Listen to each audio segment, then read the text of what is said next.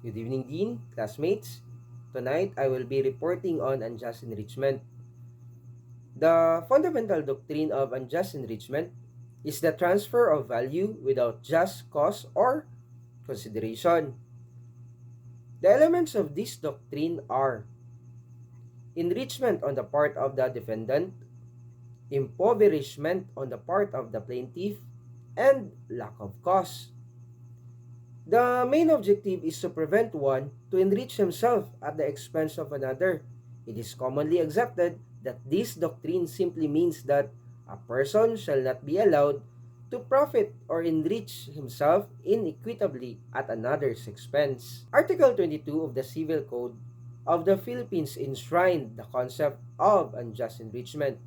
It is which provides that every person who through an act of performance by another or any other means acquires or comes into possession of something at the expense of the latter without just or legal ground shall return the same to him. There is unjust enrichment when a person unjustly retains a benefit to the loss of another, or when a person retains money or property of another against the fundamental principles of justice, equity, and good conscience. And now for the illustrative case, Halandoni versus Incomenda, GR number 205578, March 1, 2017.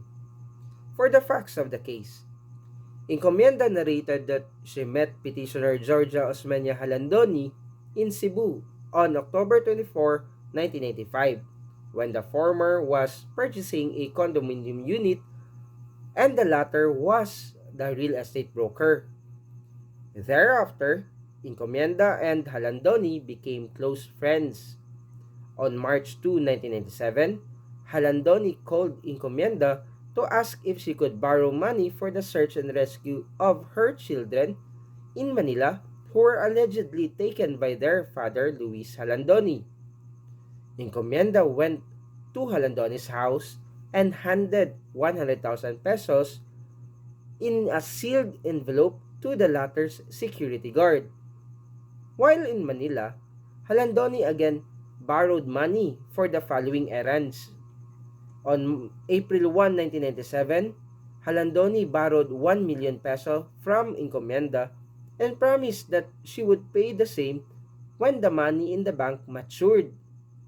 Thereafter, Incomenda went to Manila to attend the hearing of Halandoni's habeas corpus case before the Court of Appeals, where 100,000 pesos more was requested.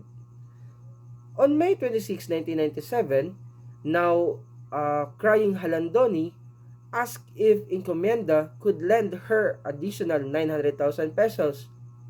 Incomenda still acceded, albeit already feeling annoyed. All in all, Incomenda spent around 3,245,836 pesos and 2 centavos and $6,638 and 20 centavos for Halandoni. The issue in this case is whether Incomenda is entitled to be reimbursed for the amounts she defrayed for Halandoni's, considering that she claimed that they were given without her knowledge. The court held that clearly Halandoni greatly benefited from the purportedly unauthorized payments. Thus, even if she asseverates that Incumenda's payment of her household bills was without her knowledge or against her will, she cannot deny the fact that the same still inured to her benefit, and Incumenda must therefore be consequently reimbursed for it. The principle of unjust enrichment find application in this case. Unjust enrichment exists when a person unfairly retains a benefit to the loss of another, or when a person retains money or property of another against the fundamental principle of justice, equity, and good conscience. There is unjust enrichment under Article 22 of the Civil Code when, number 1, a person is unjustly benefited, and number 2, such benefit is derived at the expense of or with damages to another. The principle of unjust enrichment essentially contemplates payment when there is no duty to pay, and the person who receives the payment has no right to receive it.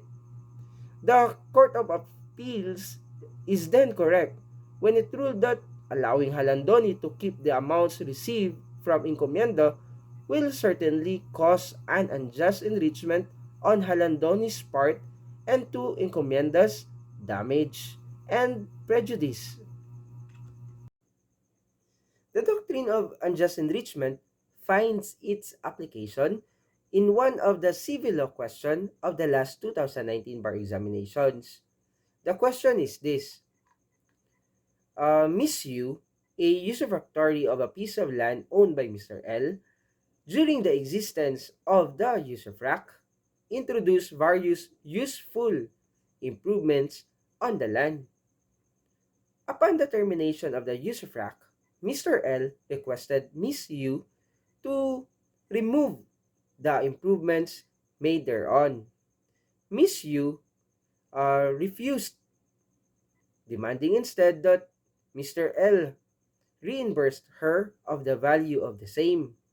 Now the question, is Miss Yu's demand proper? Explain. The answer, no.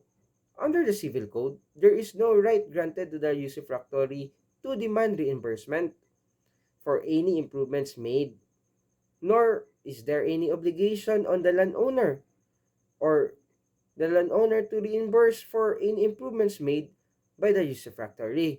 Notwithstanding applying the principle of unjust enrichment, Mr. L may be compelled to pay for the improvements made by Miss Yu.